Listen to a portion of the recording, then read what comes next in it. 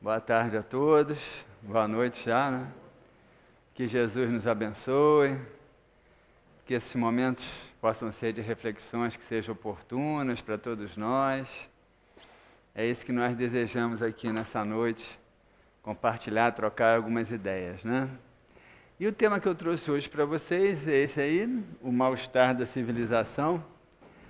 Na verdade, esse tema é o título de uma das obras de Freud, né? Foi escrito ali na primeira metade do século XX, 1920 e poucos, por aí assim, né? Em que ele trata de uma dor, de um vazio presente em todos os seres humanos, né? Uma melancolia. E eu achei bastante oportuno a gente estar aproveitando essa reflexão, à luz aqui da doutrina espírita, à luz, né? Na verdade, até faço uma brincadeira aí, né? O mal-estar da civilização, uma visão tupiniquim espírita, porque a gente vai tentar aí trazer um olhar espírita, um olhar um pouco diferenciado, mas com base, bastante base nessa visão que o Freud constrói nesse livro, dessas angústias que o ser humano vem vivendo, né? A gente, eu acho que cada vez mais a gente passa a ter certeza de que estamos vivendo uma transição planetária. A gente vê aí as pessoas com diversos problemas, os desafios, os conflitos que estão surgindo na vida das pessoas, nas interações interpessoais, as questões psicológicas. A gente vê hoje a depressão como talvez a principal causa de paralisia, não, de incapacidade no mundo. Esperava-se que isso fosse acontecer depois de 2020, já é hoje, né, a principal causa de incapacitação no mundo. Enfim, são várias situações que estão aí aflorando na vida dos seres humanos, mas que no fundo existe algo que é o pano de fundo disso tudo, existe algo que é inerente à própria natureza humana e que em determinados momentos, em determinadas situações, se exacerba numa direção, numa outra direção, criando uma determinada patologia ou uma outra determinada patologia. Mas existe uma base central em todo ser humano, que é um grande vazio existencial, né? Existe um vazio. Na verdade, esse vazio existencial, ele é curioso, porque ao mesmo tempo que ele é angustiante, é uma angústia inerente ao próprio ser humano. A gente vai tentar hoje explicar isso, como que isso acontece, mas é também por conta desse vazio que a gente construiu tudo que a gente fez até hoje. É por conta dessa ânsia de completar, dessa ânsia de buscar soluções, dessa ânsia de acreditar que existe algo melhor, mais além, é que a gente construiu toda essa civilização nos moldes em que ela se encontra hoje, né? Todo esse progresso, esse desenvolvimento que a gente fez, com certeza tem no fundo essa grande motivação. Cada um de nós sai de casa de manhã para trabalhar, para os seus afazeres, sai da sua cama, vem para o centro espírita, está hoje aqui, porque na verdade está buscando alguma coisa. E isso que a gente está buscando, na verdade, é saciar algo que está dentro de nós mesmos. É uma falta que está dentro de nós mesmos. E é sobre isso que a gente vai falar hoje aqui, né, com esse olhar do Freud, mas à luz da doutrina espírita. A dor e a doença não existem na ordem perfeita do universo. Eles surgem como delineadores para o instinto animal e o livre-arbítrio. Então, veja bem, a dor e a doença, elas não são algo para o qual nós fomos criados. A dor e a doença, elas surgem como delineadores, como se elas ajudassem a direcionar o nosso caminho, como se elas nos ajudassem a perceber em qual direção devemos caminhar, que questões precisamos trabalhar, que questões precisamos superar. Então, quando qualquer tipo de situação que envolva dor e doença surja, é sempre a vida tentando fazer com que nós aprumemos, com que nós alinhemos o nosso caminho na direção de algo que precisamos cumprir, de um destino que precisa ser percorrido, que na verdade é o próprio destino da evolução. Então é importante que a gente fique atento para isso, porque na verdade todos esses mecanismos de sofrimento não são mecanismos de castigo, não são mecanismos punitivos, ainda que muitas vezes estejam ligados, né, a questões kármicas, a questões do passado, Mas, em essência, as dores, os desafios, os conflitos, as dificuldades são grandes sinalizadores para que nós possamos redirecionar o nosso caminho na direção de um rumo que em algum momento nós podemos ter perdido. E é inevitável que, como espíritos ainda imperfeitos que somos, espíritos com limitações, nós venhamos a fraquejar, viemos a errar, viemos a nos deixar levar por desvios nessa trajetória, porque não sabemos exatamente o que temos que fazer. Por isso estamos a caminho, por isso estamos em processo. Seria como esperar que uma criança que fosse para a escola tirasse 10 em todas as provas, o que seria impossível. Porque, na verdade, é um exercício. É no erro que você aprende, é no erro que você se desenvolve. Então, a dor e a doença, elas vêm por conta de um erro, no sentido, acima de tudo, de nos redirecionar para um caminho que é o caminho a ser percorrido. Então, a grande questão, quem é esse espírito humano que adoece? Porque, apesar da doença surgir, ela surge em função daquilo que você é. Ela surge em função de uma demanda que é sua, de uma necessidade que é sua. Ler esse recado da vida é fundamental em qualquer processo de cura, em qualquer processo terapêutico, porque é justamente esse recado, diretamente ligado ao seu sintoma, à sua dor, à sua doença, é esse recado que diz daquilo que está dentro de você, demandando uma transformação. Então, cada um nos seus momentos de aflição, nos seus momentos de dor, de enfermidade, que cada um de nós paremos para pensar que recado é esse que a vida está me dando. Porque, conforme a gente disse ali, a dor e a doença não existem. Elas surgem em função de um desequilíbrio que nós mesmos criamos. E que ninguém aqui se sinta culpado por isso, porque elas não surgem, volto a dizer, como um castigo, mas elas surgem como um processo natural do caminhar humano. É inevitável, ninguém vai deixar de passar por essas situações. Ninguém vai fazer um caminho imune a erros, imune a tropeços, porque enquanto você é um aprendiz, como qualquer aprendiz, você erra. E quando você erra, a vida vai conspirar, não contra, não punitivamente, mas vai conspirar a seu favor, delineando o seu caminho no rumo da sua evolução. Então, quem é esse espírito humano que adoece, né? Que caminho esse espírito humano vem percorrendo e em que em alguns momentos ele se perde dele? É isso que nós vamos tentar entender hoje aqui, num gráfico que vai ser aqui o eixo do nosso trabalho. Na verdade, o nosso trabalho hoje todo vai ser esse gráfico, tá bom? É um tema um pouquinho complicado, tá bom? Não vou dizer que não seja, é um tema um pouquinho complicado, mas a gente vai tentar aí digeri-lo da maneira mais acessível possível, tá bom? Então vamos lá. Isso aqui é o nosso caminhar. Nós saímos das mãos de Deus e retornamos às mãos de Deus. Entendam Deus aí como a inteligência suprema, a causa primária de todas as coisas. Entendam Deus aí como o poder criador da vida. Entendam Deus aí como um campo quântico gerador de todas as manifestações de vida. Enfim, é a nossa origem, o nosso final. É dali que nós surgimos. E a gente está querendo delimitar ali essa seta na sua origem, quando nós transitamos da condição animal para a condição hominal. Tá? Nós estamos ali estabelecendo essa seta a partir dali.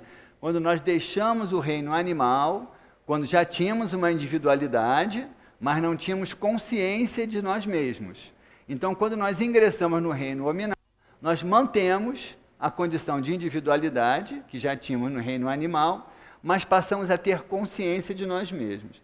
E ao longo dessa trajetória, a grande marca dessa trajetória é o processo de expansão da nossa consciência. Se vocês olharem para a vida, vocês vão ver que existe uma tendência, talvez em todas as manifestações de vida, de expansão. Uma expansão no rumo de uma apreensão, de uma sensibilidade que apreenda cada vez mais o universo, que apreenda cada vez mais a realidade ao seu redor. Vocês vejam que um organismo unicelular, ele tem a percepção da vida ao redor da sua membrana celular. É uma percepção infinitesimal, minúscula, né? Na medida em que esse organismo, esse ser unicelular, ele vai se agrupando em novas células e vai formando organismos mais complexos, a sua capacidade de apreender o ambiente vai crescendo, porque vai ele vai expandindo a sua sensibilidade. Quando chega na condição humana, com mais de 50 trilhões de células, essa apreensão da realidade já aumentou bastante. A nossa sensibilidade hoje está expressa nos nossos 5 sentidos, já transitando para um 6º sentido, que é o sentido da intuição, que começa cada vez mais a se tornar aí presente na vida do ser humano, mas estamos cada vez, desde dos primórdios, das primeiras formações da vida até hoje, e de hoje na direção do futuro que nos aguarda, estamos expandindo a nossa sensibilidade, a nossa capacidade de apreender e de sentir a vida ao nosso redor. Eu gosto muito de lembrar quando Jesus fala, eu e o Pai somos um só, que quando ele fala isso, ele fala justamente dessa sensação de pertencimento, dessa sensação de apreender tudo ao seu redor. Quando Jesus fala que eu e o Pai somos um só, ele fala justamente dessa sensação de onipresença, que talvez seja o máximo de expansão da consciência, não sei, mas que com certeza é uma expansão muito avançada em relação à nossa, Então vejam que nós saímos de organismos menos complexos, com sensibilidades mais restritas, estamos hoje num nível mais complexo, com sensibilidade mais aguçada, através de vários sentidos, estamos caminhando para sensibilidades cada vez maiores, e o nosso futuro, que, como nós entendemos como modelo, que é Jesus, ele diz que ele é um só com Deus, justamente nesse sentido, de que a sua consciência se expandiu, que ele se integrou de uma forma plena a todas as formas de manifestações da vida. Então, nós temos consciências em expansão. Então, esse é o caminho que estamos transitando. Saímos de Deus, ali, já com consciência de nós mesmos, e retornamos um dia para Ele, nessa sensação de profundo pertencimento, que vai ser o máximo, o ápice dessa história. Claro que o ápice não é ali não, tá? Esse gráfico aqui, ele marca um longo período do nosso processo de evolução, mas esse ápice, ninguém sabe onde que será, né? Então nós começamos aqui. O que acontece aqui, nesse exato momento, onde nós saímos do reino animal para o reino hominal? Uma coisa que eu tenho chamado isso de trauma primordial, aproveitando um pouquinho da ideia do Freud, né? Porque o Freud acreditava que existia um trauma inicial na vida de todo ser humano, que é o momento em que aquele bebezinho, aquele feto que estava dentro do útero materno, né, naquele ambiente de proteção, de resguardo, claro que dentro de uma condição de normalidade, e ele sai daquele ambiente e mergulha na vida, no mundo externo, que é o momento do nascimento. Isso, na visão do Freud, estaria marcando um trauma, que é justamente você sai de um ambiente de total proteção, de se sentir alimentado, e você vai entrar num ambiente com muitos estímulos sobre você, tendo que se alimentar por conta própria sim, porque vai ter um peito que vai alimentar, mas quem vai sugar é o próprio bebê. Quando ele estava no útero, isso não acontecia, né? Então, Freud vê isso como um trauma que vai marcar o ser humano ao longo de toda a sua vida. Eu estou propondo aqui que a gente perceba que, na verdade, esse trauma é muito maior do que o nascimento em cada encarnação. Que, na verdade, esse trauma primordial, ele acontece lá no momento onde nós deixamos a vida animal e ingressamos na vida hominal, que de alguma forma está muito bem relatado, de uma forma simbólica, lá na Gênesis, quando Adão e Eva são expulsos do paraíso. Por quê? Porque o animal, que já tem uma individualidade, mas ele não tem consciência de si mesmo, esse animal ele tem um total sentimento de pertencimento. Porque ele não tem consciência de si mesmo, ele não se sente enquanto individualidade. Ele é uma individualidade, mas ele não se sente enquanto individualidade, porque ele não tem consciência. Então ele não tem esse pensamento, eu existo aqui e ali existe outro animal. Ele não tem esse tipo de pensamento. Ele tem uma sensação de pertencimento, de estar mergulhado no todo. Então o animal é pleno. Você vê que os animais não têm problemas psicológicos. Tem os que são domesticados, né? Que acabam tendo, por influência até humana, né? Mas eles não têm, porque eles têm um sentimento de pertencimento, por não terem consciência de si mesmo. Então, quando esse animal ele transita para o reino hominal e passa a ter consciência de si mesmo, passa a ter consciência de que eu existo e se percebe como uma individualidade, ele se percebe como uma individualidade e, obviamente, percebe, bom, então ali tem uma outra individualidade, e aí ele vê a distância, e aí ele se sente separado. E esse seria o trauma primordial de todo o espírito na medida em que transita do reino animal para o reino hominal.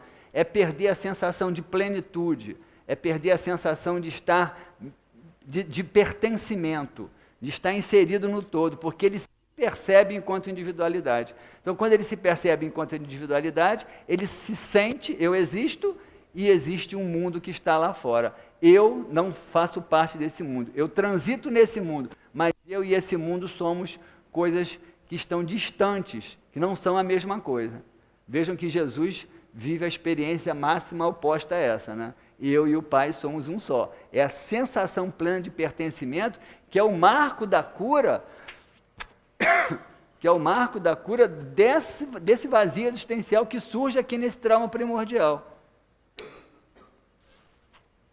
Então vejam que esse trauma primordial, ele marca a existência de todos os espíritos humanos, todos. Na verdade, lá no Livro dos Espíritos, quando se trata da lei do trabalho, e que lá, da lei do progresso, aliás, e diz que o progresso é uma lei inexorável que se cumpre na vida de todas as criaturas, na verdade, a manifestação da lei do progresso, a movimentação da lei do progresso no espírito humano se dá por conta dessa falta. É justamente na ânsia de suprir, essa falta que o ser humano está sempre em busca. Tem sido na ânsia de suprir essa falta que o ser humano construiu toda essa civilização que nós temos hoje. E nós só vamos ter aquela paz que nós tanto almejamos no dia que essa falta for saciada. Mas essa falta só vai ser saciada quando nós retomarmos a sensação de pertencimento, que é o eu e o Pai somos um só. Então todos nós, vejam que lá na passagem simbólica bíblica lá do Adão e Eva, né, eles foram expulsos do paraíso, passaram a ter vergonha do próprio corpo, se perceberam, antes não se percebiam. E ainda vão ter que ganhar o pão com o suor do seu rosto. Determinismo, quer dizer, você vai ter que lutar pela sobrevivência, você vai ter que lutar para se alimentar, você vai ter que lutar para continuar aí o seu caminho evolutivo. Não vai ser mais um processo natural, não vai ser mais um processo instintivo. Então aí, veja bem, a gente já percebe, é muito importante que a gente vá sedimentando bem cada conceito desse, tá? Porque eles vão sendo cumulativos. É bem aí que a gente percebe que existe uma angústia, a palavra exata é essa, uma angústia que é inerente a todo ser humano. Alguns é mais, outros é menos. Se a gente for olhar o gráfico ali, obviamente que quanto mais você caminhou para lá, menor vai sendo a sua angústia, porque sua consciência vai se expandindo mais, a sensação de pertencimento vai aumentando e menor vai sendo a sua angústia. Quanto mais você está aqui, maior é essa angústia. E essa angústia, na verdade, ela funciona como um pré-requisito, uma predisposição, mais ou menos mórbida, para que outras doenças surjam, outras doenças se exacerbem. Então, muitas doenças que a gente hoje está assistindo, na verdade, são expressões potencializadas, diversificadas, dessa angústia primordial, desse trauma primordial, desse vazio existencial, que para uns é mais intenso, mais sofrido, e para outros já está menos. E é claro que as circunstâncias de cada momento pode fazer com que, diante da nossa maior ou menor fragilidade, a gente adoeça. Então nós estamos lá, né? No iniciozinho da caminhada, nos tornamos espíritos humanos e vivemos ali aquela experiência do trauma primordial. Saímos do paraíso perdido, que é a natureza, e ingressamos num mundo onde vamos ter que ganhar o pão com o suor do nosso rosto. O que acontece nesse exato momento? Surge o orgulho. O orgulho tem sido visto por nós como o vilão da história. Mas, na verdade, o orgulho não é o vilão da história. Ele se torna, ao longo do tempo, o vilão da história, se ele não for bem digerido. Mas ele não é o vilão da história. Na verdade, nesse momento, o orgulho é fundamental. E eu vou explicar para vocês por que o orgulho é fundamental. nesse momento ali, ó, quando começamos ali. O que o animal traz, que tipo de instinto o animal desenvolveu nas suas experiências reencarnatórias? É um instinto de sobrevivência. O animal desenvolve esse instinto. Então, o animal, ele age em função desse instinto para sobreviver, para se alimentar, para se proteger, para caçar, para proteger a sua prole, a sua ninhada.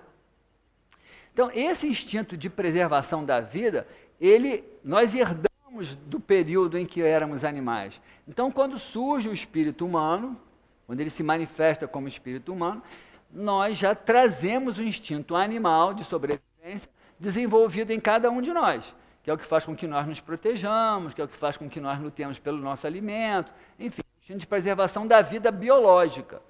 Só que o ser humano não tem só mais a vida biológica, ele passa a ter uma outra vida, que é a vida psicológica, já meio psicológica, meio espiritual, e já tendo consciência disso. Então era preciso que esse ser humano, que tomou consciência da sua própria individualidade, ele tivesse uma energia, uma força para fortalecer, para fincar essa individualidade que ele passou a ter consciência. Essa energia é um instinto do orgulho. O orgulho, ele surge como um sentimento exagerado, a princípio, de auto-amor, mas para que esse ser humano, que tomou consciência de si mesmo, ele se perceba e se valorize enquanto uma individualidade. Então, o que na verdade marca a nossa individualidade, cada um de nós? Porque os corpos são mais ou menos parecidos. O que marca? São nossas histórias, nossas emoções. O que cada um de nós já viveu é diferente do que o outro viveu. É o que faz com que um seja um espírito, outro. O orgulho faz com que você fortaleça essa coesão na sua própria individualidade. Ele faz com que você valorize o que é seu. Ele faz com que você se valorize enquanto individualidade, que era uma necessidade nesses primórdios. Nesses primórdios era necessário que nós protegêssemos a nossa vida biológica, com o instinto animal que já trazíamos do reino animal, mas era necessário que nós preservássemos a nossa vida psicológica, enquanto indivíduos, conscientes de si mesmo. Então o orgulho surge como uma expressão dessa necessidade de valorização de si mesmo. Só que, o que esse orgulho faz nesse período mais exacerbado? Ele centraliza você em cima de você mesmo. E qual é o caminho? O caminho é de expansão. Então, veja bem, o orgulho era necessário, mas o caminho natural é a transição desse orgulho para uma vivência cada vez mais altruísta, cada vez mais de expansão dessa consciência. A ideia típica que a gente vai ver lá nos homens das cavernas era o homem macho que pegava a mulher pelos cabelos, fazia sexo e largava ela. Ele não estava nem aí para nada, porque o que valia para ele era o seu sentido de satisfação pessoal. Ele não estava ligando para nada. Então, esse orgulho, ele surge ali, mas ele surge com uma predestinação também, que é justamente de se esvaziar ao longo do tempo. Porque o caminho da evolução dessa individualidade é justamente o caminho de sair de si mesma para a plenitude, para a sensação de pertencimento. Mas era preciso que, nesse começo, essa sensação de si mesma fosse estabilizada, né? Que ela fosse fincada. E é isso que o orgulho faz ali. Então, o orgulho, ele é necessário. Deus não faz as coisas por acaso. Né? O orgulho, enquanto um instinto psicológico, enquanto um estado mesmo da personalidade espiritual humana, ele é necessário nesses primórdios, mas ele precisa ser flexibilizado, porque se ele não for flexibilizado, essa transição não acontece. Essa transição só acontece por um processo de expansão da consciência. E quanto mais um organismo se fecha em torno de si mesmo, menos ele evolui. Na verdade, essa é uma lei da biologia, que se aplica na psicologia e que se aplica na vida espiritual. Quanto mais um organismo se fecha em torno de si mesmo, menos ele evolui, porque menos ele troca com o meio. Então era preciso que ele saísse de si mesmo e se expandisse. Mas era preciso que, primeiramente, ele se estabelecesse enquanto individualidade. E aí o orgulho se torna necessário. Então o homenzinho lá das cavernas, que pegava a mulher pelo cabelo, fazia sexo, largava para ela, para lá, não estava nem aí, vinha alguém ali, outro que era uma ameaça, ele queria matar, ele não queria nem saber. Esse homem, ele começa a se dar conta, isso lá atrás, gente, né, nas primeiras encarnações enquanto humanos, ele começa a se dar conta do seguinte, né, e aí vai surgir a frustração civilizatória. Ele começa a se dar conta do seguinte: bom, se eu ficar satisfazendo todos os meus desejos sempre, eu vou estar sempre sozinho, porque eu vou estar sempre ignorando o outro. Agora, se eu ceder um pouquinho para conviver com o outro, de repente o outro vai me ajudar a caçar, o outro vai me ajudar a proteger o nosso grupo, né? Eu vou criar a minha prole e os meus filhos vão crescer e eles vão me proteger também. Então, esse ser humano, lá nos primórdios, ele começa a viver o processo civilizatório.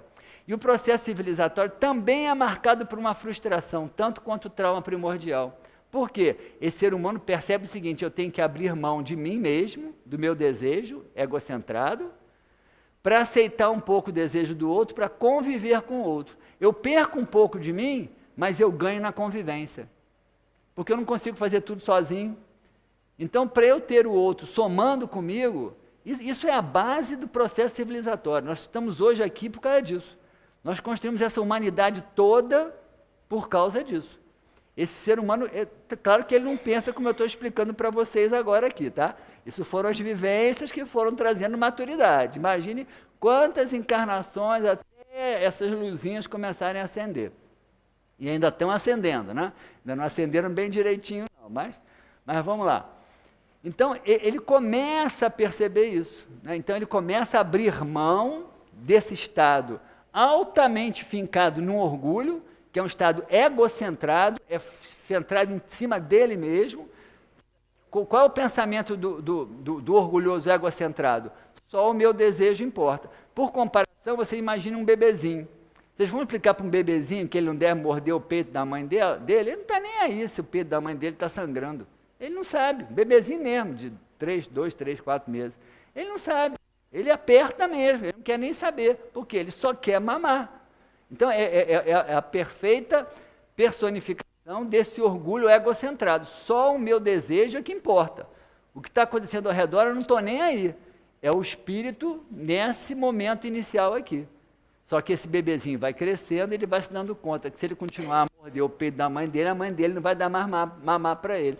E aí ele vai começando a aprender que o egocentrismo dele afasta as pessoas dele. Foi isso que aconteceu ao longo da evolução humana e do surgimento do processo civilizatório. Só que o processo civilizatório, como está escrito aí, traz uma frustração. A frustração do seu próprio desejo. Eu tenho que abrir mão de parte do meu desejo para ceder ao desejo do outro. Que aí eu convivo com o outro. Eu abro um pouco mão da minha, ele abre um pouco mão dela, mas nós somamos juntos e ganhamos outras coisas. Então, mesmo ganhando outras coisas, existe uma frustração que é não poder fazer tudo o que você queria fazer, que é o que isso acontece. Então, vejam que o início do nosso processo enquanto seres humanos na vida hominal, ele é marcado por angústias. Ele é marcado por angústias. Entendeu? Então, todos nós trazemos isso. E se vocês forem observar bem, né, o antídoto dessa angústia, que vai sendo trabalhado ao longo do tempo, é justamente o processo de sair de si mesmo, do seu desejo egocentrado, do seu desejo orgulhoso, dessa sensação de individualidade, que é a plena expressão do egoísmo. Estou falando uma coisa que podia ter falado muito mais simples, né? Mas estou falando isso do ponto de vista psicológico, para a gente entender o que está por trás de tudo isso, tá? Porque não é à toa que Deus fez tudo isso desse jeito, não. Deus não fez com que a gente se sentisse orgulhoso, egoísta e vaidoso para que a gente depois pudesse nos punir. Claro que não. É porque o processo é esse. Então, isso vai fazendo com que a gente caminhe. Só que esse orgulho egocentrado, ele, pelas experiências reencarnatórias sucessivas, né, os sofrimentos, as mortes, as angústias, as lutas da vida, as dores, esse orgulho vai apanhando. Eu gosto muito de comparar isso com bife duro. Você bate e ele fica molinho. Pode fritar que dá para comer. É mais ou menos assim o ser humano egocentrado lá no início da sua história evolutiva. E até hoje, né? A vida bate, bate, bate, e aí o orgulho egocentrado vai ficando mais flexível, né? Vai, poxa, eu não posso tudo. Eu achava que eu podia tudo, mas não posso. Olha lá, a vida está me dando uma coça aqui, eu não posso tudo. É isso que acontece. É por isso que a gente já tem apanhado tanto da vida ainda, né? Porque estão muito fincados nesse orgulho egocentrado que tem que se expandir, ele tem que se abrir, é o determinismo da vida, não tem como fugir disso. Então as vicissitudes, as angústias, Leon Denis, inclusive, no livro Problema do Ser, do Destino e da Dor, ele vai fazer uma colocação sobre a necessidade da reencarnação fantástica, né? Vale a pena ler, que é um dos livros sobre o espiritismo, talvez um dos melhores que existam. Ele vai falar justamente disso, né? Desse grande movimento de flexibilização da alma ao longo das vidas sucessivas por conta dos sofrimentos, das angústias, que vão nos mostrando que nós não podemos tudo aquilo que nós imaginávamos que podíamos na nossa imaturidade infantil, né? Bom, então aí vem lá, as dores da vida que se sobrepõem nas encarnações. Então essas dores, elas vão, que nem o martelinho no bife duro, vão batendo no nosso orgulho e vão fazendo com que a gente aceite. Aquele orgulhoso que achava que dava conta de tudo, a vida vai, bate, bate, bate, ele, poxa, eu preciso do fulano, eu preciso do fulano, não estou dando conta sozinho. Olha o orgulho, olha que coisa fantástica que a vida é, né? Às vezes a pessoa está sendo castigada, está sendo injustiçada, a vida só está ajudando, só está empurrando você para frente, vai para frente, anda, solta, sai desse orgulho, se abre para a vida, expande a sua consciência, né?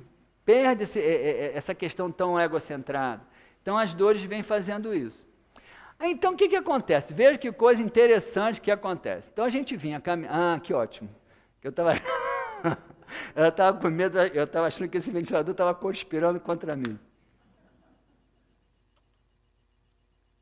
Vejam o que acontece agora, nesse momento que a gente está vivendo. Então vamos olhar, vamos voltar assim, uma pequena recapitulação.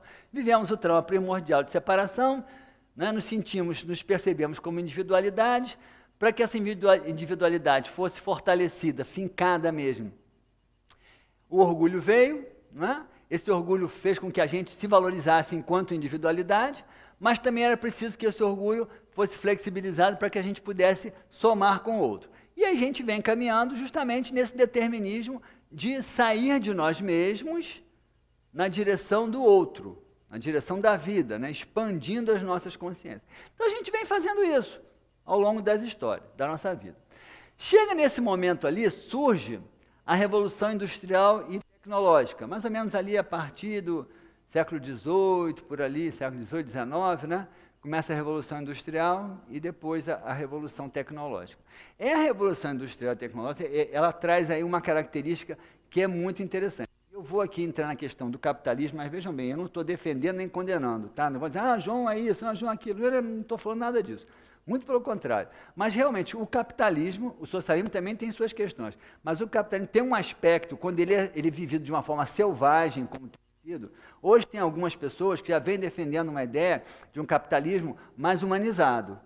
Mas o capitalismo, como ele foi vivido até agora, pós-revolução industrial e revolução tecnológica, altamente contrária a esse movimento.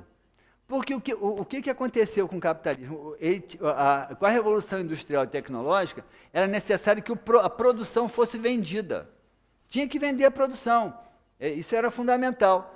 Então, para vender a produção, tinha-se que convencer as pessoas a comprarem aquela produção. E qual é a grande estratégia de marketing que é feita? Você merece. Né? Olha bem, isso está presente em quase todas as estratégias de marketing hoje, de venda. Você merece. Você vai ser bonito, igual o artista ou artista da televisão. Você vai ser poderoso, você vai se sentir bem. Você vai estar uma maravilha se você comprar esse produto. E aí o que acontece? O ego, que deveria estar num processo de expansão, ele volta a sofrer uma certa retração. Tá? É isso que a gente está vivendo agora. É agora, esse momento, das últimas décadas. Tá? Principalmente pós-Segunda Guerra Mundial, quando foi aquele boom americano, né, aquele boom do capitalismo americano, de uma sensação de poder muito grande, né? Uma necessidade de dominação muito grande, que é muito peculiar deles, né? E passou a ser uma dominação muito do mercado, e insuflando nas pessoas, nos povos, nos países, essa ideia, essa estratégia de marketing. Você merece. Então, se você acha que você merece, você não está nem aí. Se você tem dinheiro, se não tem, se entrou no cartão de crédito, se entrou no LIS, no cheque especial, se pedindo dinheiro emprestado para o pai, para a mãe, para o irmão, eu mereço. Não, deixa eles para lá, eu mereço. Uma quantidade de gente, cara. Tem quanta gente que eu conheço que diz assim, eu não estou pagando não, deixei de pagar. Parei de pagar. Duvido que vocês não conheçam gente assim. Está cheio. Está cheio. Quer dizer, o outro que te emprestou pode ficar sem receber, mas você não tem que pagar. Olha, veja a exacerbação desse estado egocêntrico. Então, a gente está vivendo um processo meio que, não é retrocesso, porque retrocesso não tem, mas uma certa resistência a esse movimento de expansão da consciência. E isso não é à toa que a depressão se tornou hoje a maior causa de incapacitação no mundo. Porque a gente tinha que estar caminhando mais para frente e não está. É claro que, e eu estou vendo isso, apesar de todas as tensões, eu acho que tem uma luzinha no final do túnel, conforme eu falei, já vejo hoje muitas pessoas que defendem um capitalismo mais humanizado, um capitalismo que seja mais consciente. A própria mídia já vem tendo, você já percebe uns anúncios na televisão, né? Assim, mais focado num consumo mais consciente, né? Não compra. É claro que eles não dizem isso, mas só compra se você puder. Se não puder, não compra não, porque vai dar problema, com certeza. Então aquela ideia, compra o que você merece, eu acho que isso está começando a mudar. Tá? Está começando a mudar. Então, isso criou uma resistência ali que fez com que as nossas dores aumentassem muito. Por quê?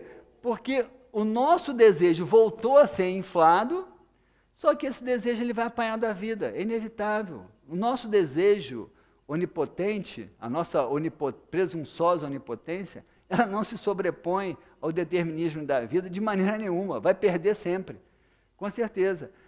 Então, o que a gente vem fazendo aqui nesse momento agora da nossa existência? Nós estamos perdendo o time da nossa evolução, perdendo o tempo da nossa evolução. E aí o que surge em nós? É uma inadequação evolutiva, eu tenho chamado isso. Aliás, acho que nesse meu primeiro livro eu falo disso, da inadequação evolutiva. Tem surgido uma inadequação. Eu já poderia estar mais na frente, mas não estou. Ainda estou preso aqui um pouco. A gente já poderia estar avançando um pouquinho mais. Não fosse esses momentos aqui dos últimos 70, 80 anos, em que a gente se perdeu um pouco nesse jogo. Então é preciso que a gente perceba isso, e aqui ainda aconteceu uma outra questão, né? Duas questões, né? Vamos lá. O fantasma da impermanência, tá? Porque essa revolução tecnológica e industrial, ela exacerbou o nosso desejo, mas ela também trouxe uma sensação de poder sobre a morte, de poder sobre a doença. Então, vocês viram que há 100, 200 anos atrás, as pessoas morriam com tanto mais facilidade, que isso era uma coisa assim um pouco mais natural. Hoje as pessoas sofrem muito, hoje morrem-se menos, tem-se muito mais recursos para prolongar a vida, a idade média das pessoas está aumentando muito, mas as pessoas estão muito mais desesperadas, com medo de perder. Aliás, existe uma indústria de medo também, né? É o medo de perder, é o medo de morrer, é o medo de adoecer, é o medo de tudo. Existe uma indústria de medo, com certeza, não duvidem disso. É só ficar de olhos abertos, vocês vão ver que tem uma indústria de medo. Claro que a gente tem que se precaver, não estou dizendo para ninguém deixar de se precaver não, tá bom? Tem que se precaver. Mas que existe, existe. E surge o fantasma da impermanência. As pessoas começam a ficar com medo das mudanças. E eu sempre digo, tem duas coisas no universo, tem duas coisas que são fundamentais do universo. O universo não aceita vazio nem estagnação. Então o universo ele é impermanente. Ele vai estar mudando sempre, você vai estar mudando. Você não vai ser mais do mesmo jeito que você é agora daqui a 5 minutos. Porque alguma coisa vai ter mudado em você. Células se transformaram, morreram, cresceram. Você ouviu alguma coisa, você aprendeu alguma coisa. Tudo no universo é impermanente. E esse discurso desse capitalismo mais selvagem, tecnologia, dessa mídia, é um discurso muito focado na estagnação, né, numa zona de conforto.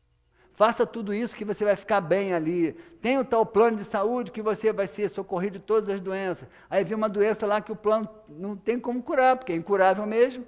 E aí a pessoa se desespera, se revolta contra Deus. Aliás, eu tenho ouvido as pessoas meio revoltadas com Deus, de um tempo para cá?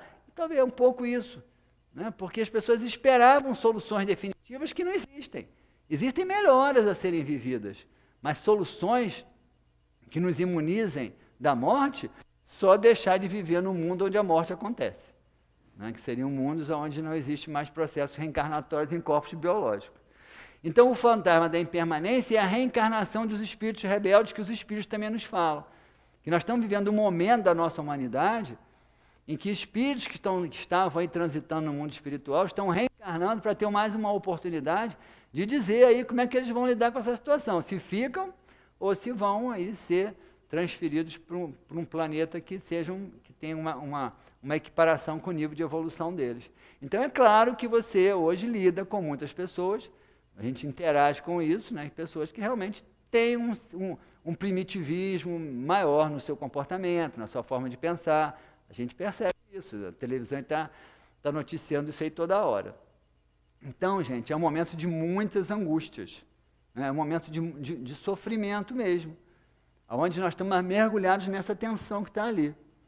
E aí surge o cansaço existencial. Percebo muito isso no consultório, gente, pessoas que chegam e às vezes elas nem sabem dizer por que estão ali. E porque é um cansaço existencial, não aguentam mais. Por quê? Porque é a inadequação evolutiva que eu falei para vocês. Já podíamos estar mais na frente um pouquinho, mas não estamos. Meio que parados aqui, nós estamos meio parados aqui assim. Tá? Tudo bem que a gente não para, mas podíamos estar mais na frente. Então começa a surgir um cansaço existencial que é uma predisposição para a instalação de diversas patologias espirituais e psicológicas. Então, o único caminho é seguir. O único caminho é a expansão da consciência. O único caminho é a humildade. Quando Jesus fala, porque a humildade é o oposto do orgulho. Quando Jesus fala lá de humildade, a gente fez uma leitura dessa humildade que Jesus falou, como aquela pessoa, né, simplesinha, pobrezinha, que está ali, que na verdade muitas vezes é um orgulhoso enrustido, está só escondido atrás da capa daquela humildade. A verdadeira humildade é a ausência da revolta. A verdadeira humildade é a gratidão por tudo aquilo que a vida te dá, independente de você estar gostando ou não. A verdadeira humildade é você estar transitando desse estado egocêntrico para um estado cada vez mais expandido de consciência. Vejam bem, a humildade é o oposto do orgulho. O orgulho é uma autocentração em cima de você mesmo, um estado fortemente egocentrado. A humildade, ela é justamente o oposto, ela é expansão.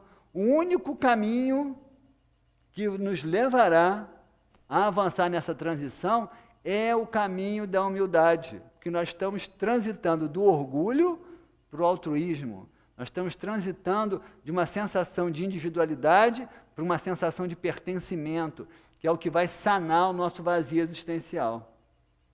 E aí vem aqui, ó, os mecanismos de sublimação. Freud vai falar muito. Curioso que Freud, quando fala dos mecanismos que a mente tem para se proteger dos seus sofrimentos, ele fala de vários, né?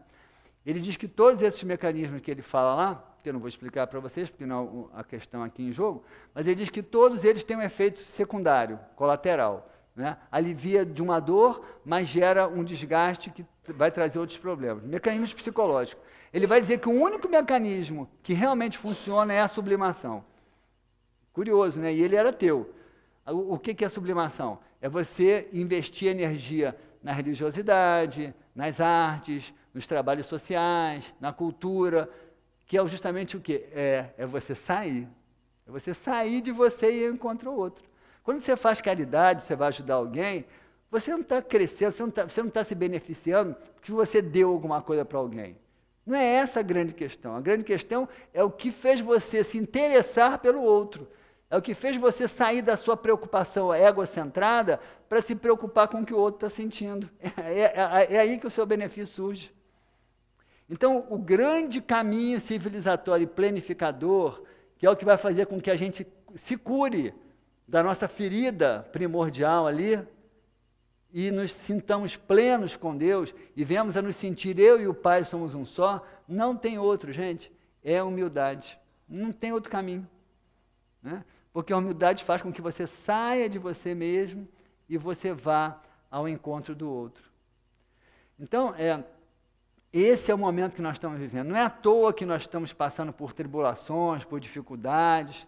Primeiro porque distorcemos um pouco o nosso momento, momento da nossa caminhada, conforme expliquei ali.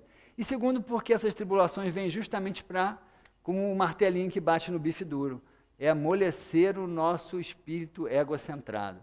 O Leon Denis vai falar, curioso, né, que o Leon Denis, nesse livro Problema do Ser, do Destino e da Dor, um livro da segunda metade do século XIX, ele vai falar lá da flexibilidade do espírito. Um conceito que o Freud foi desenvolver já mais ou menos em 1920, que era a flexibilidade do ego. Hoje a gente fala muito isso com aquele conceito da física, agora me fugiu a palavra. Não, o conceito do... Ih, caramba! Caramba, a gente fala tanto disso, eu acho que foge a palavra, né? Enfim, que é o conceito de você, da resiliência.